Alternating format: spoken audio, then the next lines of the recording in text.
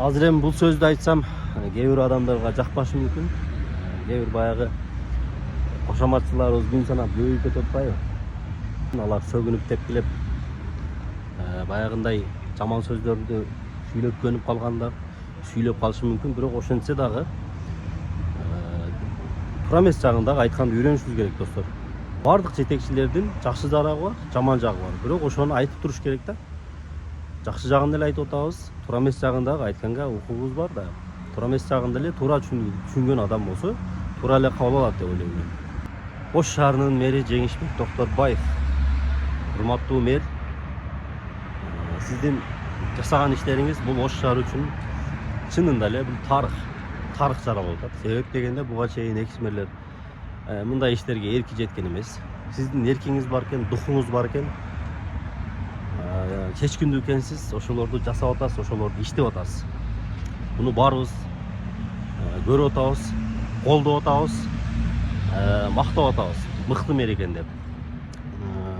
Азыр сиздин бул иштериңизди бир эле Ош шаары эмес, менимче бүтүндөй Кыргызстан көз салып карап турат. Керек болсо башка шаарлардагы үлгү алып атат десем жаңылышпасым керек.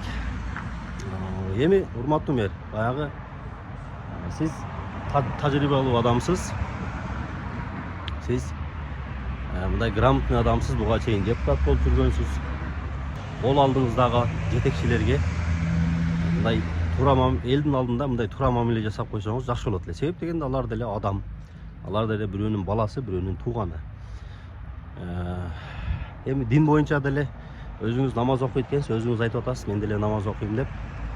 Намаз өз убагында окулушу керек. Эми ал динди мен деле мындай аралаштыргым келбейт. Ал